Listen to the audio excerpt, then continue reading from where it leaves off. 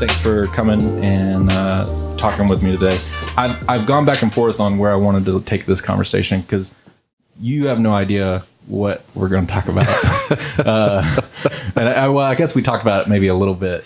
Threw out a few things. Yeah. But I last night was like writing down some thoughts and everything. I was like, I want to take this in a different direction. I really want to take it in a direction where you and I, long ago, we would meet every once in a while and kind of catch up with each other, talk about ministry, and you would kind of mentor me. I actually kind of want to have one of those conversations in that style where you kind of press in and ask me pointed questions about like, well, what's the motivation there? Why did you do this or decide that?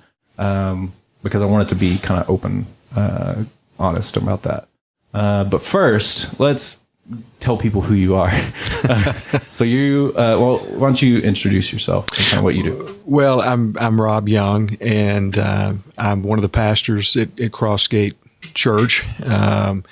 I've been here I'm in my 26th year. So 26 years. Yes, it's amazing that we have had the opportunity to be in one place for so long. Yeah, that's where we started at the Second Baptist location, and then we moved out to where we're currently located. And that was when we took that opportunity to change the name and just kind of a fresh start in that regard. Yeah. So, we've been here for a long time. Yeah. Raised our family. Yeah. And we met. So, gosh, I don't even remember what year this was. I think it was the year we got married. Not you and I. Courtney and I got married. Praise the Lord. 2011, when we started dating. We started dating in 2010. No, that's right. We got married in 2010. Thank you for correcting me. But I remember coming to church with Courtney and her family for the first time, and while we were dating, and you were leading worship, and because before that you had just been in that role of worship pastor, and then what surprised me was you went from leading worship to preaching and teaching that Sunday. And I was like, oh, that's cool. And I asked Courtney, I was like, oh, does he do that every once in a while? She was like, oh, no, like something's happened to where he's actually stepping into that role as the pastor as well and teaching. And I was like, I would never be able to do that. Because at the time, I was on the path of becoming vocational worship pastor and kind of going in that direction. And it was jaw dropping because I was just like, that would be really tough for me. And so that's when I was like, I want to reach out to Rob. I want to get to know him a little bit, because ever since Courtney and I were even engaged, we knew we were eventually coming to Hot Springs, and like God was obviously calling us there. We didn't know that it would take 5 years to make it happen. So I reached out to you. You were like, yeah, let's meet up. And we would meet at Starbucks, I think, and just kind of talk about the ministry, and the different challenges. And at the time, this was a few years before you left the role of worship pastor and went into marriage ministry. Right. But God was already starting to put that in your heart of kind of moving your focus and your kind of passion in ministry to that other place. And I think that's where I want to hang out a bit. Okay. And talk about that. So how long, when did that start kind of spurring in your heart that marriage ministry or family ministry was kind of where you? Well, I think it probably was about, after we celebrated our 20th anniversary here. Yeah. There were several things that we began to, as a church, not so much my wife and I, but as a church, we have some other couples that were starting to do some things in the marriage space in the area there where the need was growing. It's been there, obviously. It's always been there, and to be quite honest with you, I think churches have been kind of caught off guard or kind of overwhelmed because, a couple finally decides they want to talk to somebody about their marriage. They go to the senior pastor. He's struggling with trying to lead the church, trying to prepare messages and all those things that structure and that a role would and often it can be overwhelming. What we kind of began to see, and a lot of that is through, again, some couples like Mike and Allison Finley, who were working with couples, had been working with couples for years, kind of clandestine in a way, just kind of out of sight. But people would approach them. They've been involved in that for years. They currently serve family life and as missionaries in Little Rock. And they travel all over the world and help churches develop ministry for that. Mike and I have been friends. And so as I began to see them, as I began to witness other couples have a desire to help other couples, be it in small group, in community. We call that here life group at Crossgate. It began to pique an interest for Tula and I. And so we, without really being involved in it, we did kind of a weekend event here at Crossgate, and from that, it really, again, it began to, Tula and I began to talk and said, this is just something that really is interesting to us. Just investing in our own marriage, right? I mean, that's a need, to work on that continually, but just began we look back now, it was the Spirit of God that was, stirring our hearts for and developing a passion for this. And so, we were, I can even remember having a conversation with Tula, and because at the time she was working in the worship office here at the church, and we were, and she was like, I just sense that God is doing something new. And I, in my heart as it relates to this. And so that is marriage ministry and just couples. And so it's kind of a longer story, but we began to get involved. We stepped into that. It was almost like, okay, we're worship ministers and we're serving in this way, and marriage ministry or ministry to couples in that way almost became kind of our volunteer side of what we were doing. We were just giving of ourselves.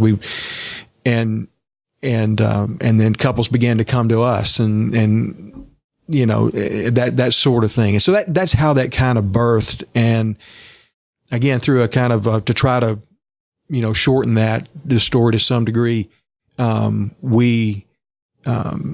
mentioned Mike Finley. He is an elder. He began to see that in us and began fostering in that, calling that out of us. And we began praying for us, and the elders began discussions from that, and one thing led to another. Right. And it was like the church really began to see, in the same way that we have children's ministries and ministries focused to students and everything like that. So we really see, as we look at the landscape of our culture, I think most people would agree that it's difficult to maintain a healthy marriage, even within the context of church life. Yeah. And so we need to do something as a church to put this at the forefront. Yeah. And so the elders saw this, and then, conversations, and before we knew it, we were saying, hey, this is what we feel like is an area we want to give staff attention and direction to. And then, of course, we've from that developed, many volunteers that serve in the area of marriage ministry. We have several different kinds of things that we do in that ministry. And then, of course, I have some other responsibilities, pastoral care and some other things that fit well with that. Yeah. And I know we've talked about, not about specific people, but one of the things you mentioned was once you stepped into that, it was like people started coming to you, and that's how you started seeing it was much bigger need maybe than you even originally had thought. Well, if I could just inject something, because when you said that, it reminded me of a conversation, because years ago, probably 20 years ago, Tula and I, we had known like 2 or 3 couples that had gone to Colorado to do an intensive investment in their marriage with a gentleman out there who, at the time, that was his focus. He worked not just with couples in the context of marriage, but also specifically couples who were in ministry, right? Because there's some unique pressures to that, right? Yeah. And so that was his focus. So we decided that we wanted to go out there, and it's a funny story because if Tula was sitting here, my wife was sitting here, she would tell you, that she was all for it because she thought, that if I could just get fixed right, then everything would be perfect, right? We all that's how we all view that, it's the other person, but God did an incredible work in both of our lives, and something to address, why I interrupted. Was that he said to us at the conclusion of the week, which was life-changing for us. And we didn't fix everything, sure. Right, per se, but it put us on a level playing field. Mm-hmm. It is the best way to put what we discovered. God helped us to see things in ourselves instead of looking at our partner. And so then we began to work on those things. But he said to us, if you become real, and with that, you're becoming more healthy, couples will come to you. It's not that they see perfection in you, because there's not that, but they see that you're being real about where you are, and you're taking positive steps to improve the health of your marriage, which of course trickles down to your children and the whole idea of legacy. And they will come to you, and that's been our experience, and the experience of just the need is incredible. And when you began to develop in a church the attitude that it is okay to talk about, hey, we're struggling in this area, right, or this area, and that starts from the staff, the elders, the leadership, of saying, hey, it's important that we do that. And we're not where we need to be in that regard. We haven't arrived, so to speak, but we are becoming more of a place where people can say, look, I'm not okay. Right. In this area or this area. And it's not just marriage, it could be something else, but specifically we're talking about, what we're involved in. And let's talk about it. Yeah. Be open about that. Be open about it. And when you create that openness, create more transparency, and they see it in you, they will be drawn to you. Drawn to you, yeah. When you were moving from, so it sounds like there were a few years there that you were kind of like leading into moving into that new ministry. What was your experience like when you, like, with around other people, when people started to find out? Were people kind of like, oh, you're so good at that, that's what you do, like, and did you ever feel pigeonholed as a worship pastor? Right. Yeah. It was difficult. It was kind of like, because in some respects it was kind of like leaving while things were still going well, and right. and that was somewhat of a challenge for people to grasp, right? But in a lot of ways, it's a lot better to step away from something, when things are going well, than hey man, we need to talk, because things get awkward. And so in some regards that was difficult, I guess, in that regard, for people to grasp why we would do that. But I will say this too, and we were talking about authenticity, talking about transparency and all that. It was a challenge for me, because I did, you don't realize how much, unfortunately, your identity is wrapped up in what you do. And, when you've done something for so long, and then you step away from it. I can remember, the very first few Sundays when I showed up to the church, and didn't have that responsibility.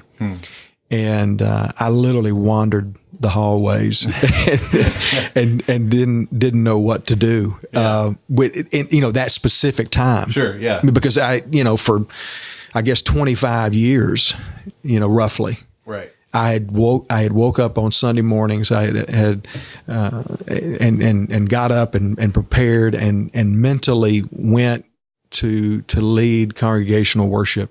Yeah. And then that now stopped. On Sunday you can like talk to other people and right. And that's and what was funny, after a few weeks of that awkwardness, we began to that time began to be filled. Yeah. Because we would take 1 hour or the other, and we would be meeting with couples, and we still do. And if it's pre-married work that we're doing, or if it's investment or even crisis, we use that opportunity, and people are there anyway. And so, and we have 2 worship services, so they can go to one and come to us. And so that time has certainly been filled, but it was awkward for I think the church in some regards, like you were saying, kind of pigeonholed in that regard, but also for us, because we had to develop what our new normal was, and we weren't, who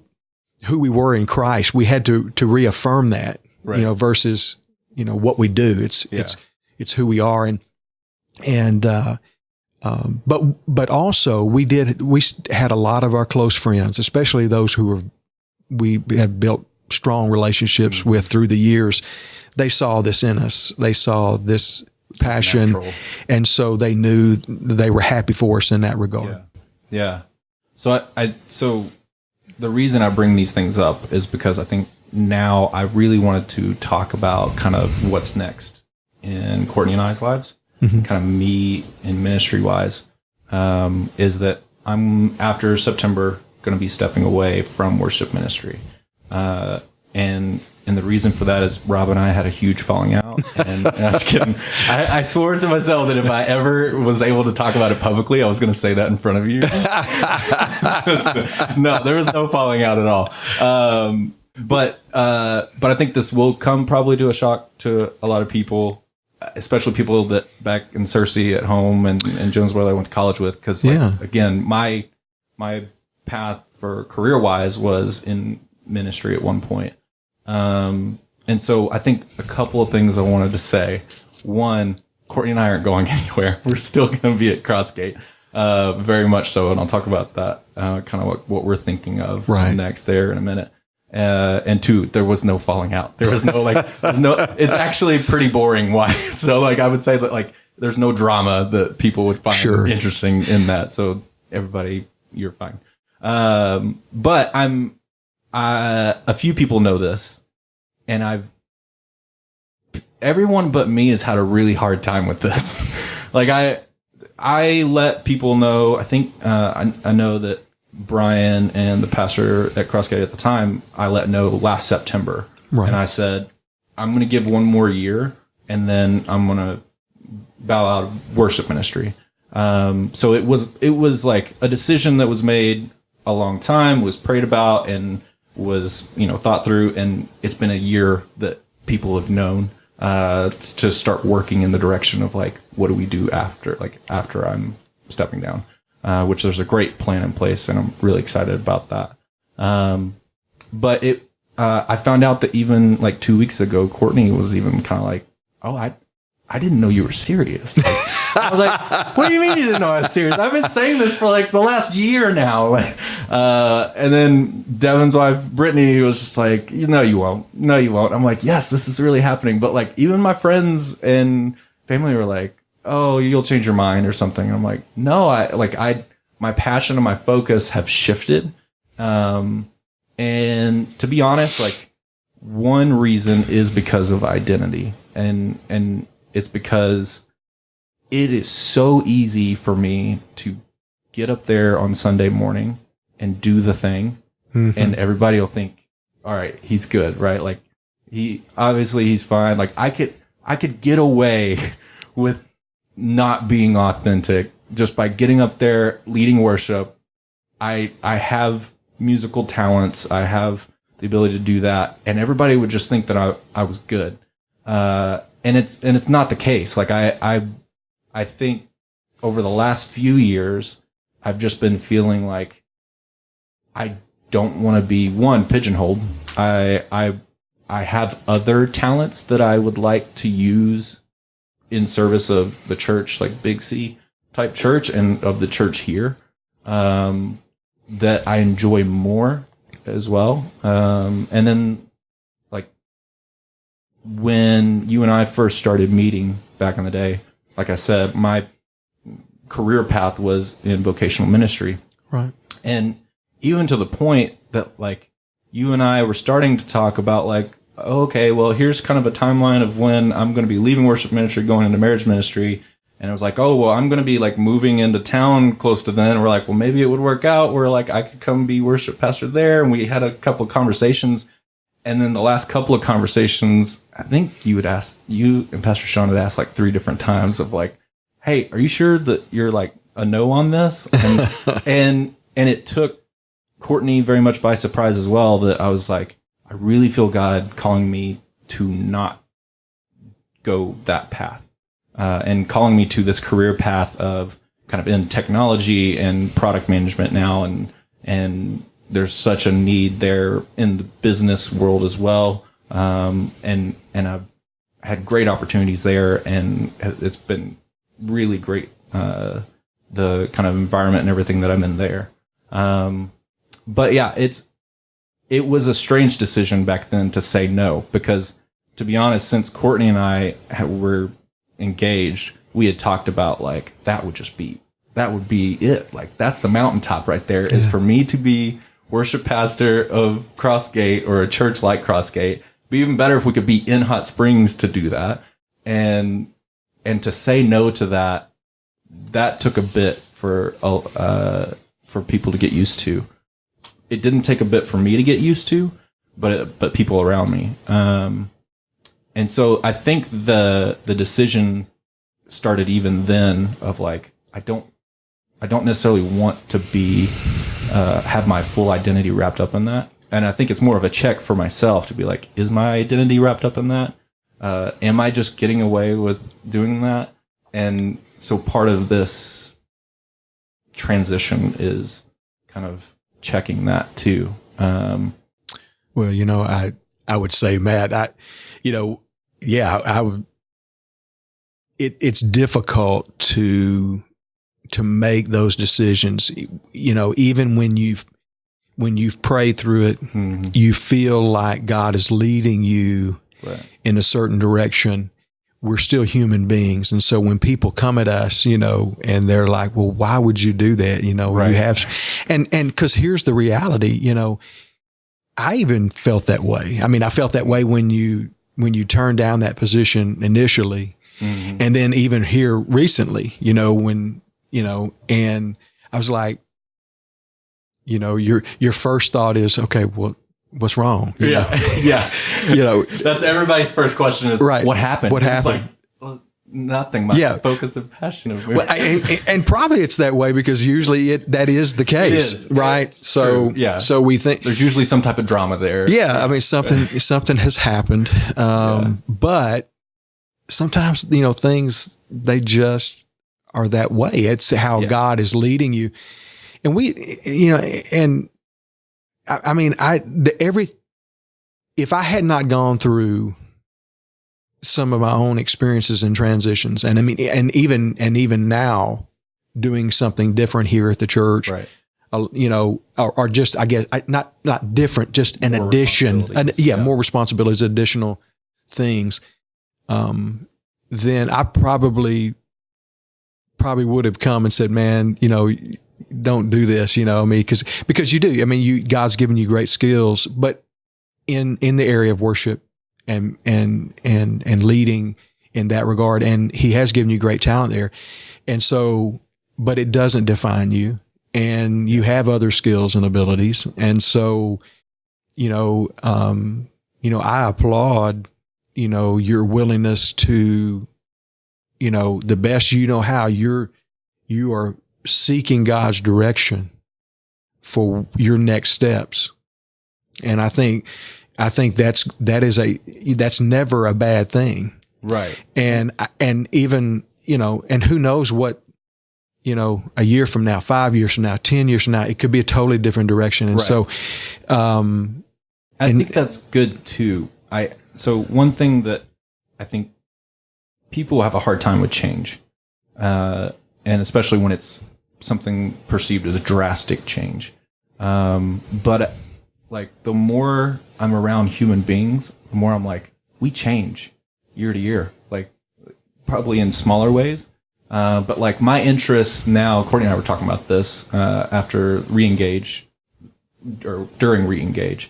It was like our interests individually now are different than our interests when we first got married. Mm-hmm. And so part of that is just kind of like talking about how individually and in our marriage we grow and change. And so I don't think it's a bad thing for interests in things to change in terms of interests in ministry. I think there's definitely, in my own experience, a clear calling where God's putting something on your heart, grows something. Yes. And it is a slower thing, like kind of like you moving from worship to marriage. It's like it happens over maybe a year or more, where like that kind of grows, and then you're like, okay, this is very clear now. Mm-hmm. And so that's definitely been the case here. And initially last September when I said I would do one more year, I wasn't exactly sure what it was, but one of the things that's been on my heart is there's a few reasons and a few things that I'm really looking forward to in this. One is doing ministry with Courtney.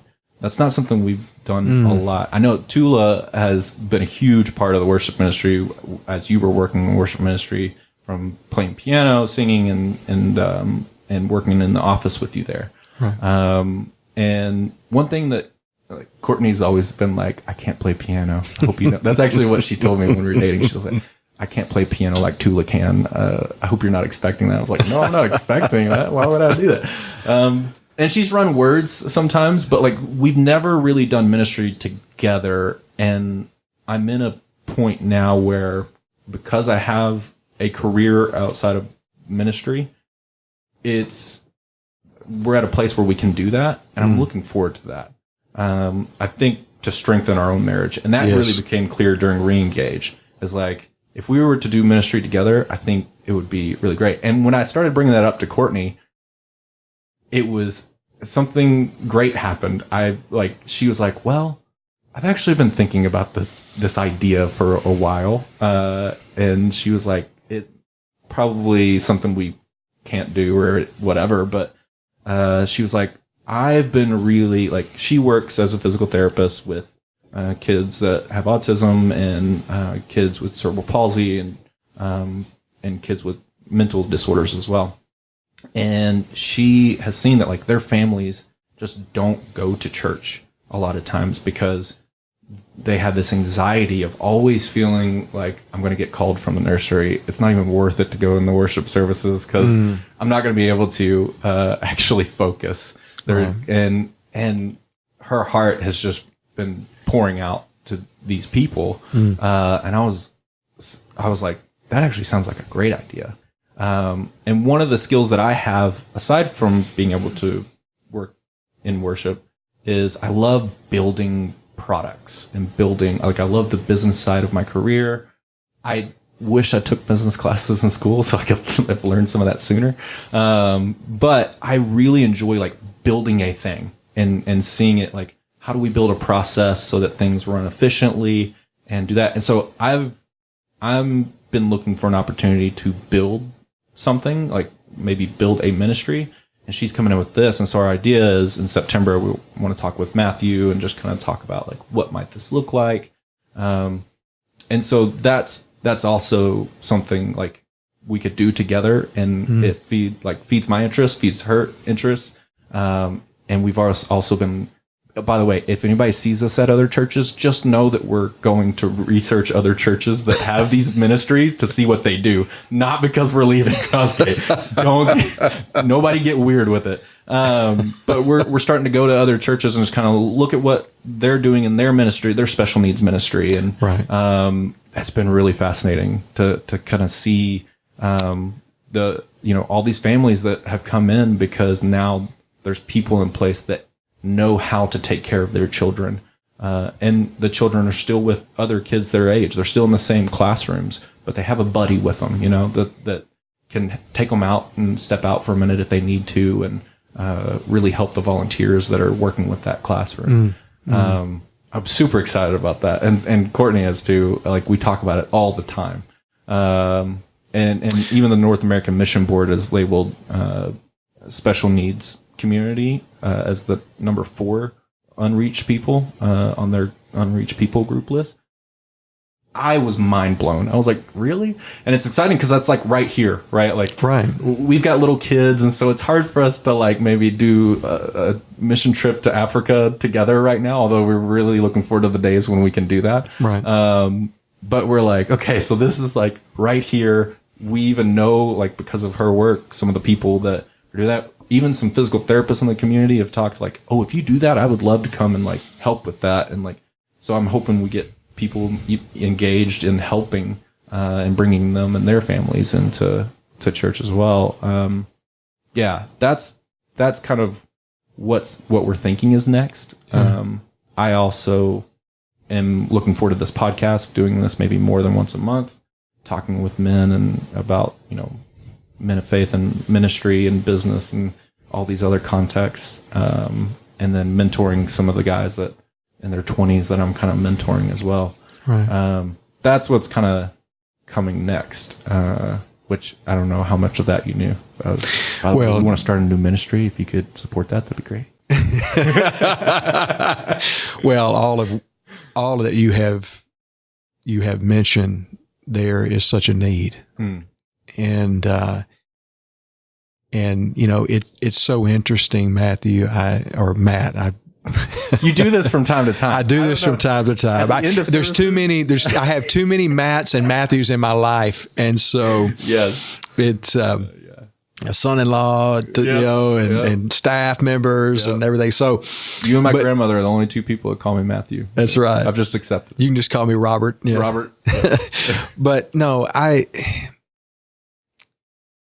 in leading worship, and I mean, we're blessed in so many ways here at Crossgate, because our worship leaders and our players, our singers, and everyone from the back to downstairs here where we are today, they do such a fabulous job. And it's a lot of it is selfless work, especially the parts of that are even like the guys making this happen today, that aren't necessarily seen.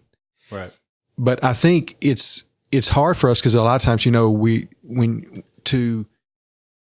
talking about earlier about people understanding, because you have such a public ministry, you're seen, and you're stepping aside and doing work now that what you've mentioned is more behind the scenes, and our guys are incredible, but I remember telling Tootle one time years ago, I said, it's amazing, I very seldom have, it did happen in 25 years, but it was very rare that somebody called and say, man, I'm not going to make it, but that happens regularly in the preschool. All the time. Courtney and I the last 2 weeks have stepped in to help because people, and I've tried to figure that out, except, it's not as glamorous, right? In some regards. Again, I'm talking about years ago. I was just a conversation that I had with Tootle, and our folks are just, they play hurt, and and they do an incredible job, and I love their hearts. Thing about artists is that, because I guess I really am still one in that regard. But the sometimes we can feed our egos. In that regard. And it's a battle. So for artists, we have to make sure that we're maintaining that, that it's not about the, to quote, somebody that I really respect right now is Dabo Sweeney, the coach at Clemson. I know you're into sports, Matt. Not at all. But he said, be sure that the light that shines in you shines brighter than the light that shines on you. Yeah. And I think that's the message for upfront people. That's teachers, pastors, that are preaching, teaching, even life group leaders, people, because all that ministry is more upfront, and so you're always going to have to battle the ego, and especially when you're good at that, because people praise you. Right. But I say all that, I guess I probably would have spent way too much time on that. But the ministry that you're talking about, I think, is, at 55 years of age, I look at that and I think that's an incredible ministry that I think the Lord really loves, because it's behind the scenes. It's the stuff that a lot of people really don't want to do. And it takes special people with special talents and special callings, and it's time consuming a lot, and it's emotionally draining, and and just and so but yet Jesus was very clear about the least of these and children. And especially I would think, as he looked upon those with unique needs, like what you're describing. I almost look at, like when the scripture talks about, pure and undefiled religion, is caring for the orphans and the widows. And I think that's kind of what I see, what you're describing. I think that's when everything is stripped away. And do I really care about humanity? Do I really care about God's creation, those that most are fearful of? Yeah. And it's just difficult to step into. I will also say too, Matt, that finding we encourage couples to find ministry that something that they can serve God together. It's so healthy in doing that. Yeah. And so Tula and I, yes, we have been able to do that because of similar giftings, musically for years. Right. But I love doing ministry with my wife. Yeah. There's something just profoundly healthy about that. I think I see that, and I want that. I think I've specifically seen that from you and Tula, and that's something that Courtney and I really long for. And y'all have done it through worship ministry and now into marriage ministry, and we see how I would say, based on y'all's testimony and everything, that working in ministry together has definitely strengthened y'all's marriage. And especially with marriage ministry, I imagine it forces y'all to be transparent and honest. Right. 'Cause it's like y'all are talking it out, and you really have to live it out. Yeah, it's interesting when you have an argument with your wife on your way to teach the marriage class. Right. Yeah.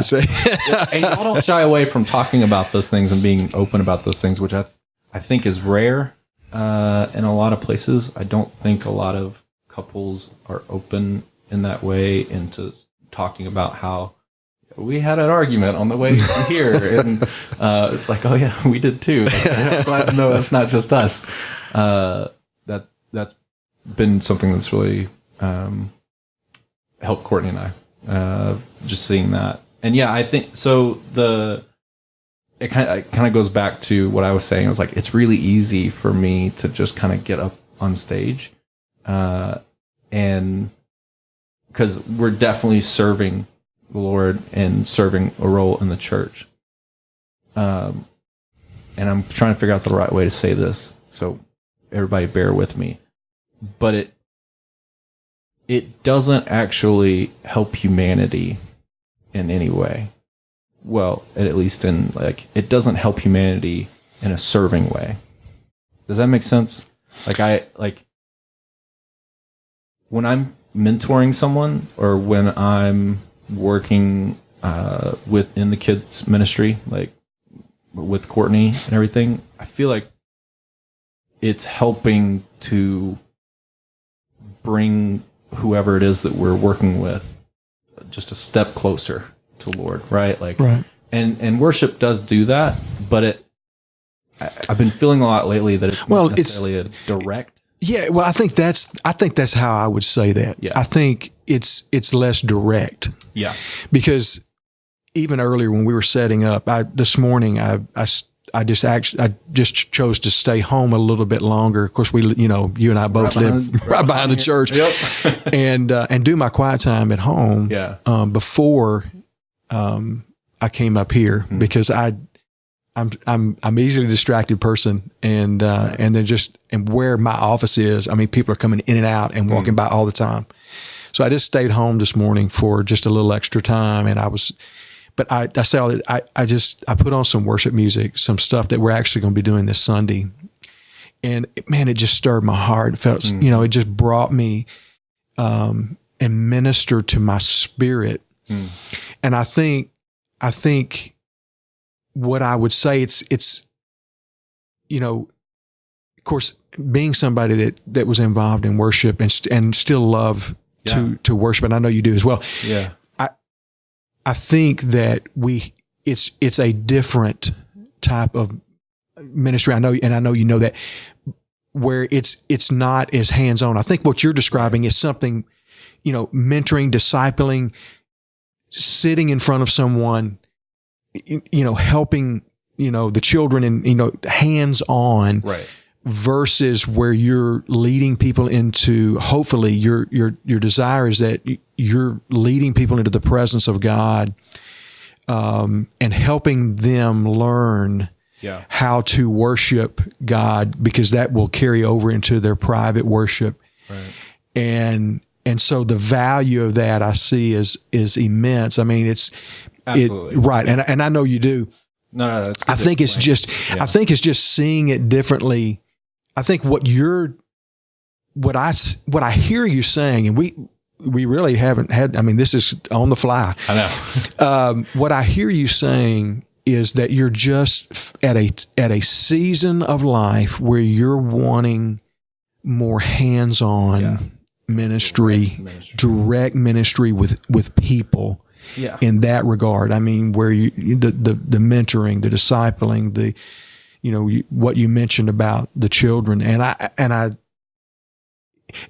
it reminds me of the scriptures, talking about, the body, right? Mm-hmm. The physical body, representing, the church, that, there's the hands, the feet, the head, the different parts. Nobody wants to be the ear.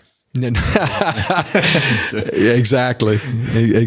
Scripture even talks about that too, to be quick to listen. That's right. There you go. Slow to speak, which I've had problems with my whole life. But same here. But I think every part of the body plays an important role. And I just think that God is broadening your call. Yeah. And I've been learning this too, because I referenced this kind of different season that we're in as a church, without a lead pastor. Right. And so many have stepped up and, and doing different things and additional things.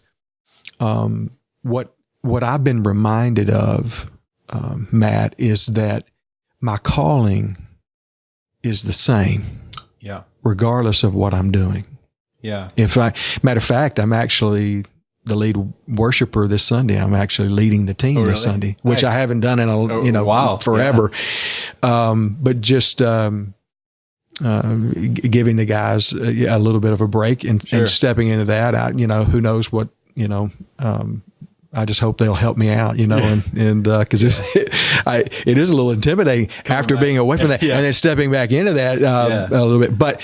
But my calling, if I'm leading worship or if I'm teaching, which I've been doing a lot of lately, right, or if I'm meeting with a couple, right, still the same. It's still the same. The calling is the same. What the way that I've phrased that in the past is that everyone has a passion and a purpose, and the passion is unique to everyone. Our passions in this room may be all different, but everyone's purpose is the same, and that's to spread the gospel, to go, and so I think that's a similar type of thing, and I'm kind of reminded of that as well. Is like the passion is changing, but the purpose stays the same all throughout. I'm really excited about it. I think it'll be very interesting. I think I kind of feel like the first few weeks that I'm not like, it's going to be weird. Wandering the halls, like, hey, what's up? I'll be in the coffee shop more often. Yes, probably. Yeah, definitely. And you will. There'll be not only to feel weird, but you'll probably second guess yourself a little. It hasn't come yet. I anticipate it to come. Well, it might, just when you miss something, or you just there's a song and you say, I love that one. I'm gonna miss playing Glorious Day. I won't lie. Oh yeah, that one's gonna be one. Or In Christ Alone. In Christ Alone. There you go. Or Because He Lives, like doing that. Yeah. Yeah, definitely. Did you plan plan well in advance, like maybe the last couple of services, and like what songs you were going to do? Well, I did, and it was the last official service in that capacity. I know you were there. I think you were. I mean, unless you were out of town, I know. Yeah. Oh, that's right. Thank you. It was such a memorable moment. I remember everybody. I think specifically because if you went back, I even brought Byron out of retirement, right? Yeah. And Jim and Davenport and Phillips and David and just because those are guys that we cut our teeth in this and then of course had my family, my son and my Tula. I had Robin and Rachel, Rachel coming in from out of town. My family there meant everything. But I mean, even the songs that we did, we did, Revelation song and just some of the songs that we had done that through the years that were especially memorable for us. Yeah. I've been planning it for about 2 months now. It's coming in September. I'm doing there's 5 weeks in September. I'm doing 3 of them.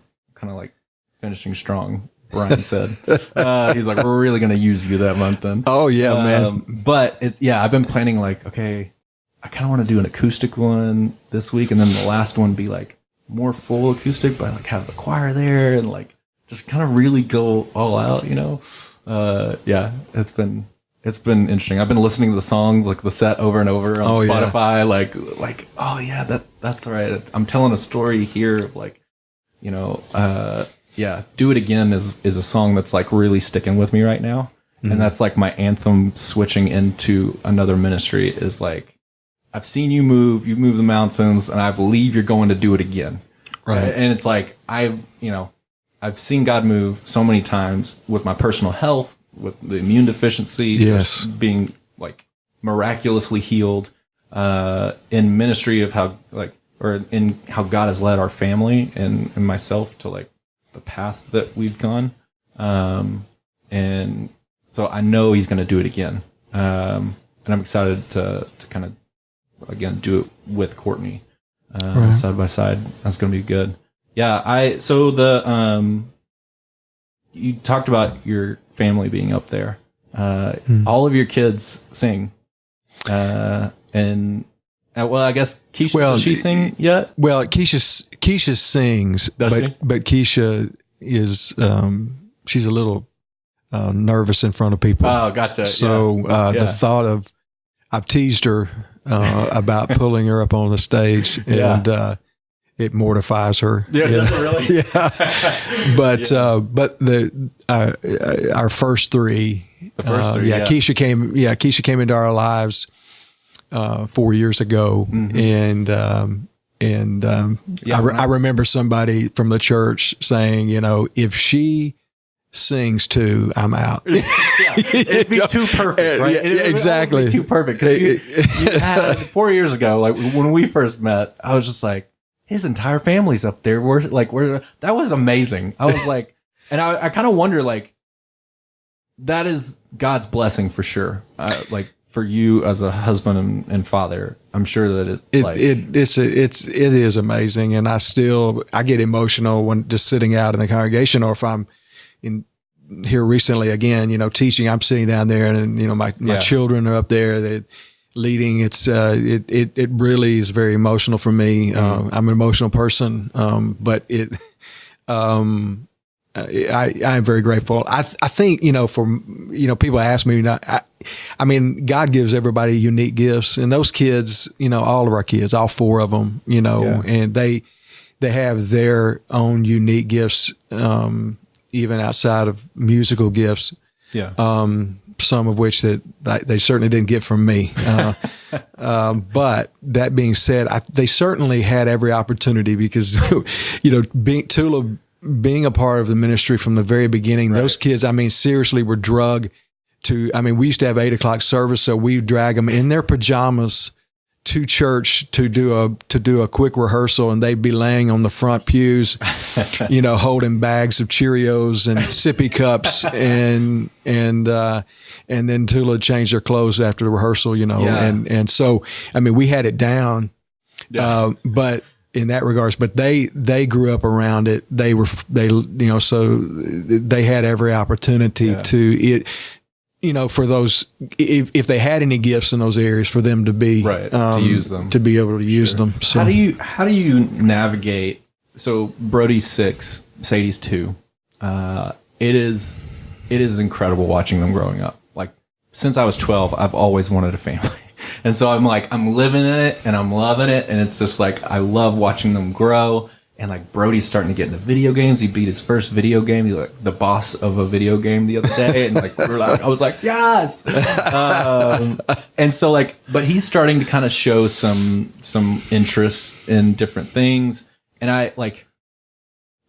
how do you navigate, or how did you navigate, or do you have any advice on kind of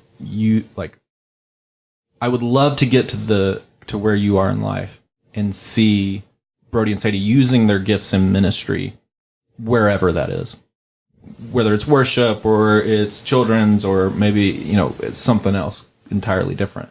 But just using those gifts. And I always think about how do I point them? How do I continue pointing them that direction?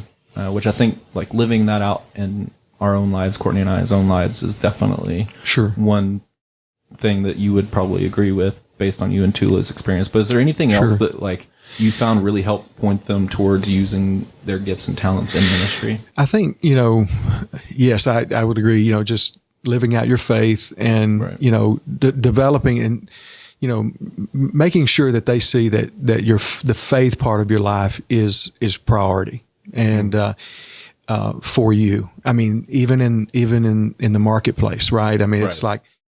It's it's not departmentalized, your life is at church. Yeah. We're Christians here. And, I think now again, they're going to see you make mistakes.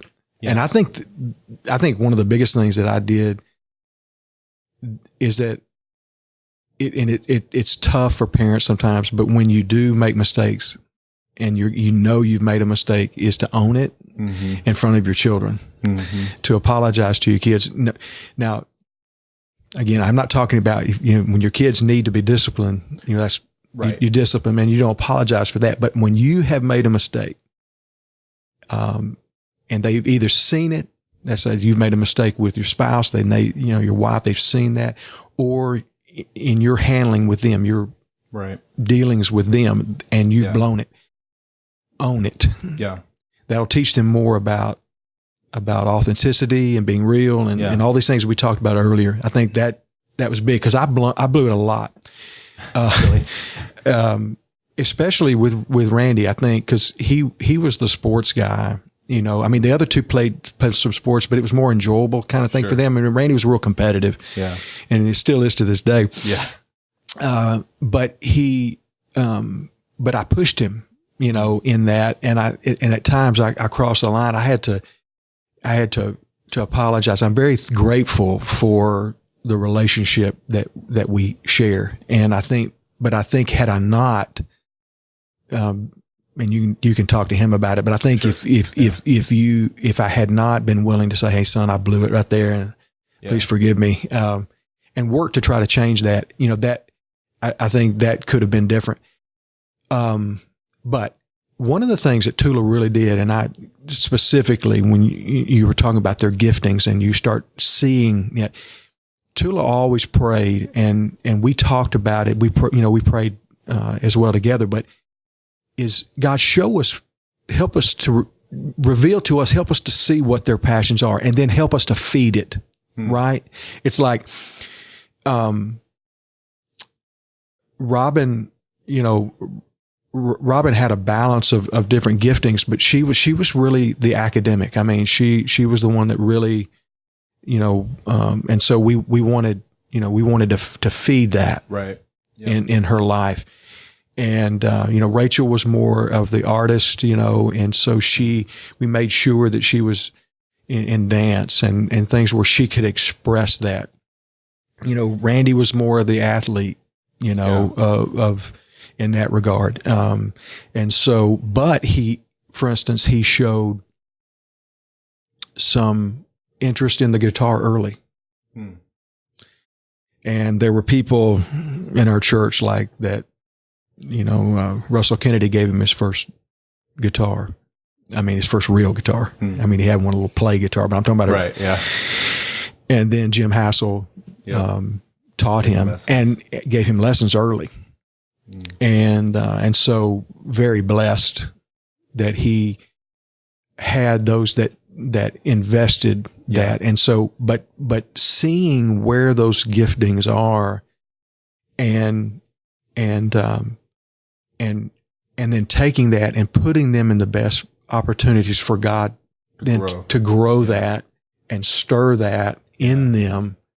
And then looking for those ways, if it's, if it's Robin tutoring or Rachel dancing or, Randy leading worship at a very young age, in children's areas and in youth and all these things, is finding ways to plug those gifts in and show them that they can use those gifts for the kingdom. Yeah. Whatever those gifts are. And so, that's been very important. I've heard you mention that before, of like owning up to your mistakes, and I've heard you talk about that probably for the last couple of years, and that's something that I've done.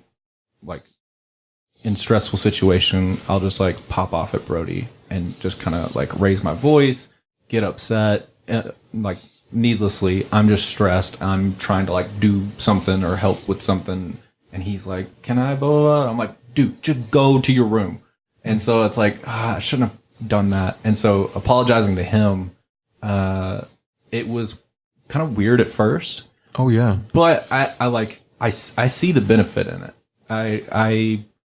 My parents didn't necessarily do that. They were definitely like, I recall a couple of times where I'm like, now as a parent, I'm thinking, okay, yeah, they probably like didn't need to do that. They were probably stressed. They were probably like, whatever, like I can understand that now.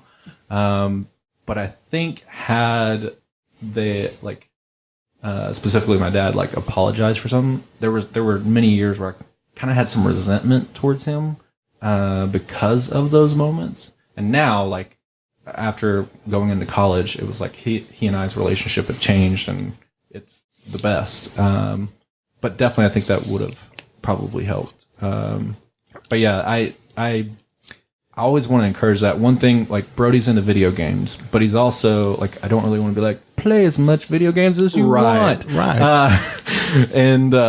But he really loves the story of it. He like comes up with these crazy stories with like sharks and Ninja Turtles, like going at it and like fighting. I'm like, how do you think of these things? Like he just creates these stories all the time. And so there's a thing where you can create Game Boy games and like you can storyboard it out and it actually creates the game for you. And so I'm trying to think like, well, maybe he and I could build a game together where he could create the story and things like that. I'm trying to find like creative ways to foster it without being like, yeah, just go play video games. Something like that where you are connecting with him. Yeah. we learned this, through the years, and we kind of learned it, just naturally. And then we over the last few years, we've even read materials and things of this nature. But when your kids, up until about 12 years old, you can teach them, they'll listen to what you say. And then, beyond that, it's all about relationship. And so, but building that natural, hey, let's do this together, or what you're talking about. If, and it's like anything else. I mean, our kids too. I mean, you could say, okay, you have to have guidelines. You can't play video games, because we see the culture, these, guys 30 years old living at home playing video games. All, we understand that. So so you have to have some restriction and some guidelines in that. I mean, we did that same thing with, Randy, okay, it's time to put the guitar down, or it's time to, to stop studying. It's time to, just time for some family time, or it's time to go to bed, or it's time to whatever. So you got to have some, you're there to help guide them, and to help them put some things in perspective and all of that. But being able to do some of the things like what you described, hey, let's do this together. Yeah. You'll be building into them this idea that, hey, Dad or my parents care about this interest. They don't even know, they can't even describe it, but it's a natural thing. And then when they become 12, 13, 14 years old, and, you become dumb, because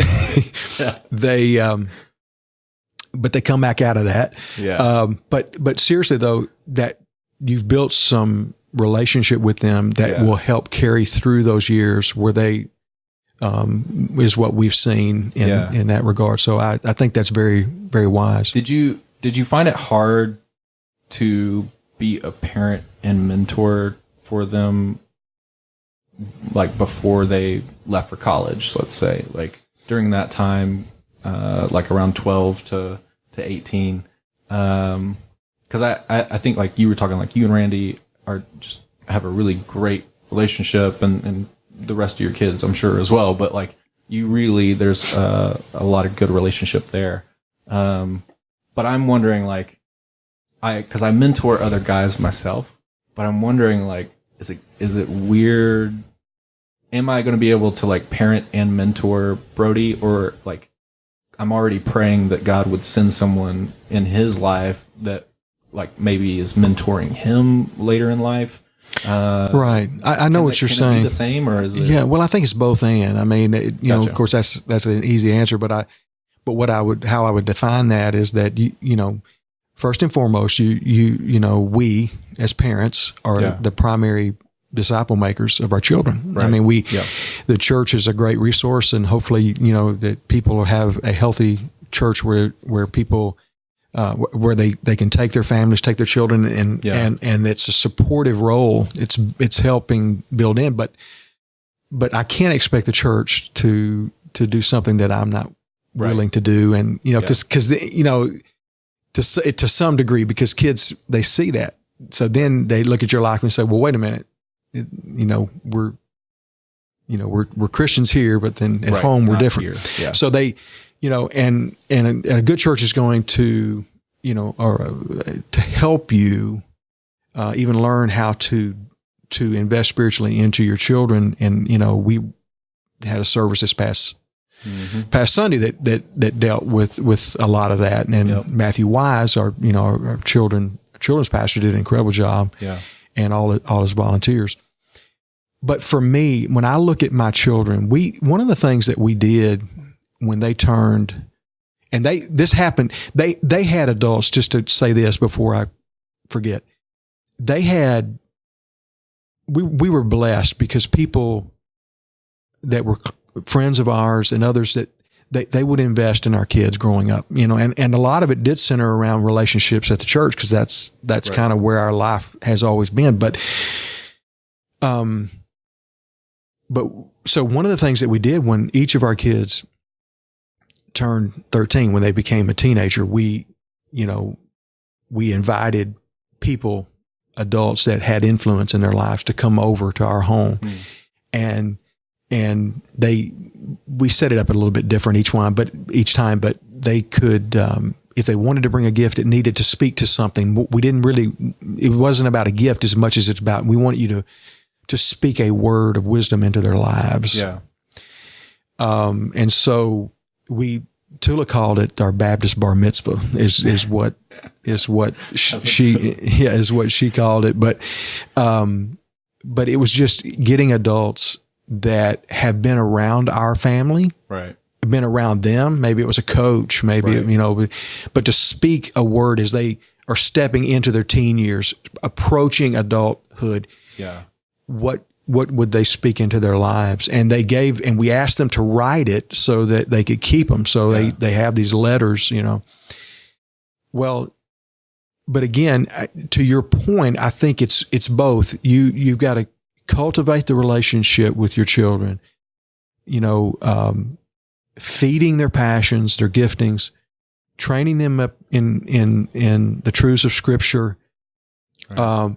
But when you see opportunity for other adults to speak into their lives, invite it. Right. Because when I was talking about earlier Russell Kennedy, or I was talking about Jim Hassel, and specifically Randy, but I could go, Shauna Shipp with Rachel, and right. as well as Robin and other adults. I'm just, I'm going to leave people out when you start going down. Yeah. But I mean, there's so many people that have invested, right. A little time here, a little time there. Investing in their passions, but with that building relationships. So they knew that this was someone that they could watch. It's someone, which is a great responsibility too, for us, but it's somebody that we could point them to, right. And say, this is someone who's there for you. Yeah, definitely.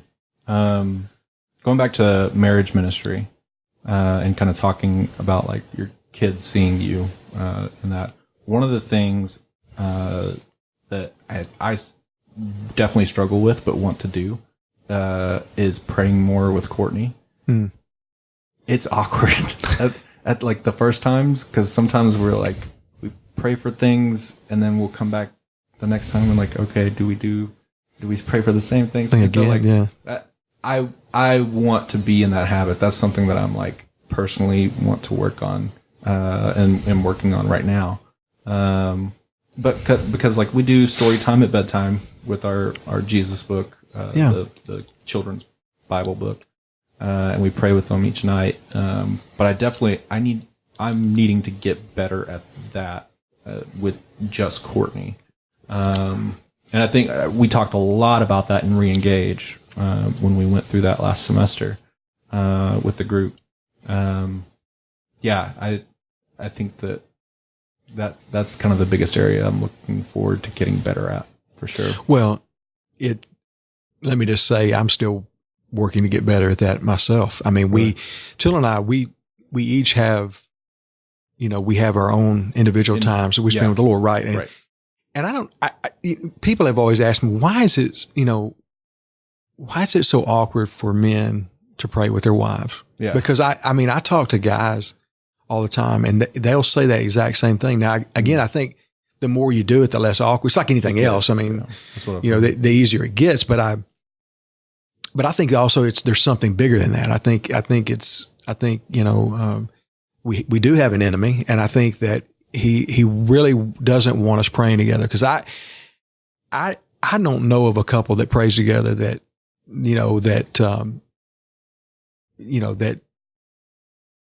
pushes them apart, I guess is what I'm saying. And so I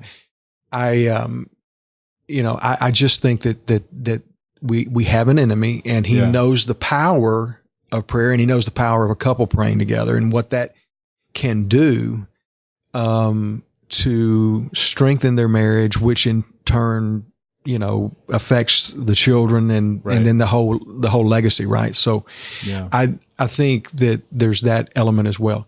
My admonition, again, to anybody who may be listening, is I think sometimes we just think, and Matthew Wise, who addressed this last Sunday in dealing with parents as they minister to children, we just get in our heads that I don't have a theology degree, or I don't know exactly how to pray. I talked a little bit out of seminary. Right. Well, I talked about prayer, and when I did the vital signs sermons, I did the 2 sermons and prayer, and I kind of did a little bit of just how to, some ways that you can just pray, because I think we get caught up. It's like, well, I don't know what to say, or I don't, and I'm afraid, I'm going to say the same things. I know Tula has a list of things she's praying for. I have some things specifically that I pray for. When we come together to pray, we pray for our family. We also pray for other needs and other situations, but they're usually more targeted towards, like if couples or things that we know that's going on in people's lives. Sure. That, but we, and we try to rotate that. But I think for us, the challenge we have is that I know she's having her quiet time, right? And she's been faithful in that for so many years. She has been a challenge to me in my life. Yeah, same. And continues to do that. And then, I have that time. And so even for folks that's their, that maybe that's their norm, that's when it can be difficult again, because they don't, well, we're each praying, but we're not praying together. Right. And so it's, again, we also think in our minds, a lot of men do, it's like, well, I don't have anything an hour prepared. It's going to last an hour. It doesn't right. have to be, Till and I, we recently, we'll get a devotional, and, we love New Morning Mercies, which has been around for a few years now. It's just an incredible by Paul David Tripp, and we like it's substantial but not long. It's just real meaty, and then but easy to understand. And then there's some scripture involved in that, so we'll read scripture together, and then we'll just pray, and it can be as long as you want it to be, quite frankly. But I think men are just more concerned. They think it's got to be something. We're intimidated a lot of times, and I think sometimes we're intimidated because maybe we look at our wives and we think they're a little bit more into that, and they've developed that in their lives, and so we just have to. I've used this phrase a lot. We just have to step into the awkwardness. Yeah. It's going to be awkward. Yeah. For different reasons, of which we discussed, and many we haven't, but you just have to embrace the awkwardness. I think too, again, Dave and Linda White addressed this a little bit. Sometimes we don't want to step into it because there's just, there's a sin in our lives, right? So, we're struggling there too. But again, it's stepping into that awkwardness and saying, God, this is who I am, and I'm coming to you because I blow it, and I've blown it, and I want to love this woman the way you want me to love her. Yeah. And help me to do that. Yeah. And it just doesn't have to be quite as long as I think some people, some guys that too. Yeah. In marriage ministry, I notice a lot of times that like people will people that are older than Courtney and I are, that lead, one, they've been very open about their testimonies, their stories. But it doesn't seem like they had a marriage ministry in the church when they were going through, or like the marriage conference that our church puts on every year. And it's interesting because Courtney and I have always had that from the time we got married. And so I think we've been really blessed to have those opportunities, and it's kept us open with each other, like talking to each other instead of driving things apart in hard times. And so, but is that true that like kind of in years past, like are marriage conferences and marriage ministries kind of newer than? Well, they are. I mean, they were pretty rare when we were, really? And there wasn't a lot of material. It's like anything else. I mean, obviously we have God's word, and it's what we need.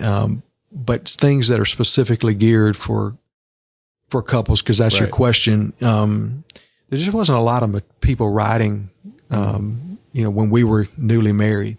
Gotcha. Matter of fact, when we did our pre-married preparation was watching a couple of videos. Oh, really? Yeah. And, of course, our pastor at the time had just had surgery. So there was, we didn't get a chance to really sit down, with him before, but, just watch a couple of videos, but there wasn't a lot of material to take couples through. I mean, of course, based on scripture, but they're just, and so there is a lot of opportunity, that is afforded to us. You mentioned Reengage earlier, and material written out of Watermark Church in the Dallas area, and just incredible material. And then of course built around testimonies and small groups, but there wasn't anything like that. Yeah, and so we do live in a time and where the resources for just about anything are at our fingertips. You talking about family devotions. I mean, there's material out there to help you specifically for that. There's stuff out there for folks that are struggling with from a Christian perspective, addiction or codependency, or or just other emotional or psychological needs that are rampant in our culture. Yeah, but they don't. They don't. In the past, was coming from a clinical side, which is. But not matching it from a biblical perspective. And so it was, there's so much need and so much resource. It's honestly though, it's us taking advantage of it. Sure. Yeah. And, being committed to it. Yeah, and I think there's like, a stigma about going to something like Reengage. We didn't really feel it with our group, but I talked to other friends that go to different churches around Arkansas. And they're doing Reengage as well.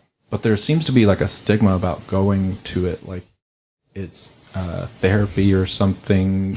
But like I would even say, as someone that has a psychology major, like therapy is a good thing. Like you definitely. There's just seasons where like if it would wreck you if you didn't talk to somebody, and especially from a biblical perspective. Like sure, Matt, I've never met a person in my life that couldn't benefit from good. Christian-based therapy and counseling. Maybe that goes to what you were saying earlier about like the enemy does not want you to do that. Like like that. Maybe that's part of that as well. That stigma, but it's always it's taken us. It is, and it's taken us years. When I say years, it's taken us 4 or 5 years, even at Crossgate, to get people to change the narrative, to, instead of, why would you go to that marriage class to why would you not go to that marriage class? Why would you not want to invest? It's, we like it. We break it down very simply. The illustration we've used for years is just you maintenance your vehicle, you change the oil, you keep fresh tires, brakes, you do all of that stuff so that that car is running smooth. Well, you don't have to do any of that. Yeah. And it may be running fine, but one of these days that that engine's going to seize up. And I think it's just understanding that we're all broken. Yeah. We're all sinful, and marriage in itself is you're taking two sinful people, trying to get them to live together in harmony. There's going to be conflict. It doesn't mean that it's always going to be horrible conflict, but you're going to have conflict, and God speaks to this. His scriptures speak to how we're to address conflict, how we're to work, we're to communicate, and all of those things. And I think that, but you're right. It has taken us years to change. Just a couple of years ago, we had one of our deacons and his wife go through, and we've had a lot of our leaders. We've had elders and deacons and trustees and staff and everybody else, and life group leader. We've had, we've probably had close to 200 couples go through this thing since we've started, and a lot of leadership, which is great that, and it's been a blessing, I believe, to them as well. But we had, on one particular occasion, we had a deacon and his wife going through the class, and they were a couple of weeks in, and they told us later that their son came to them and asked them if they were getting divorced. And he said, well, what do you know? What are you talking about? I said, well, you're going to the marriage class.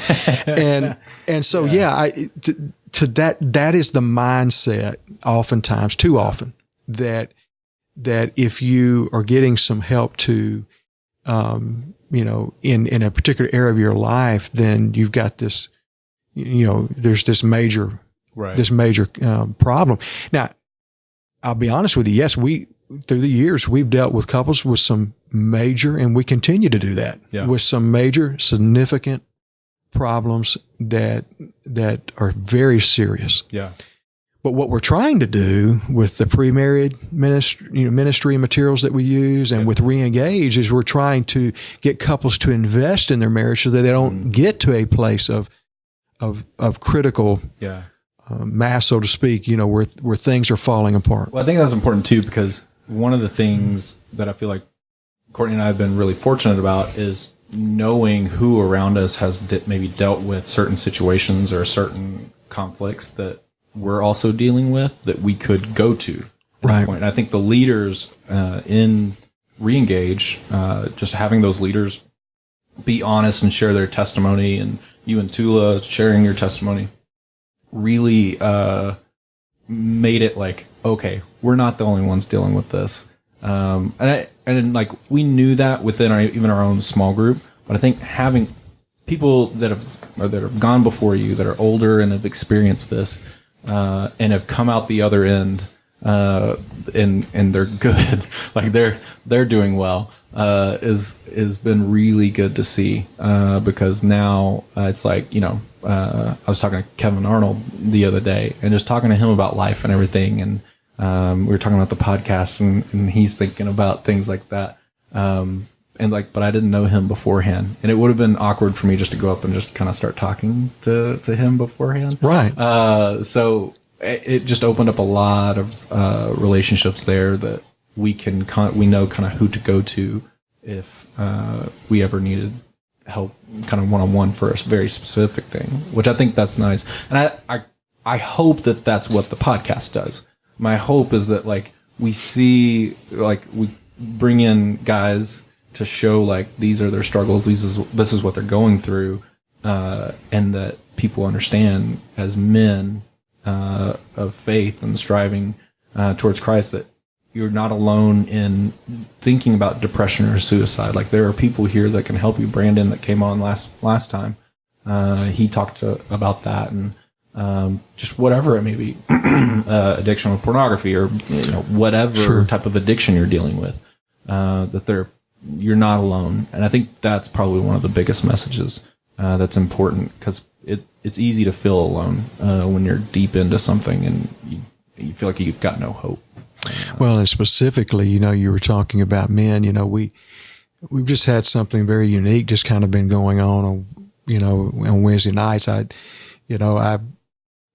Because it's been organic in regards to we had the Elevate for the second year, which is a retreat for men that a lot of our men have been involved in. I think basically all the men leading out in that have been from Crossgate, but following up after that, the second year, a few men started meeting, and then last spring, and then but this summer, it's like they started increasing, and something like 50 people meeting 2 weeks ago. They did. Now this last week they were down from that because a lot of the men were helping with VBS. We had VBS going on, and we had some other things going on. But yes, I mean from 5, 6, 7, 8 men to 50 men, right? And just guys talking about a lot of what we've been talking about, just being real, how to lead their own hearts in the Lord, how to deal with some of the struggles that men face, and guys are sharing their testimonies in there, and bringing into small groups to discuss and to pray, and talking about how to lead their families well. Yeah. So and what's been so interesting about that is because it really has not been staff led, which is so good. I mean, that's so healthy in that regard. Organic. Exactly. And I've gone just because it's a blessing in my life. Right. I'm just going to just go and I'm sitting. Yeah. I'm just, and I'm actually when the first few times I went, I would talk because the numbers were smaller. Sure. And, but each week goes by, I talk less and less, where the last several weeks I've said nothing, and I'm just there, and I'm just like, this is so good, on so many different levels. Yeah. Yeah. The men's retreat back in February is actually where the idea for the podcast came to me. So that also came out of this past Elevate. I really enjoyed that time. Yeah. It was really good. I'm excited about next year as well. Cool. Well, thanks for coming on again. This has been good to catch up. Yeah. We haven't caught up like this in a while. Yeah, we haven't been to Starbucks in a while. And so, and I just wanted to do it on the podcast to kind of show what that looks like. But yeah, I'm excited. Sometime I would love to actually have you come back and talk more about just your own testimony and kind of growing up and everything like that. There's just an incredible story there as well, but not now because we've gone already pretty long, and I'm sure you've got meetings and everything to get to today too. Well, I know I do. So.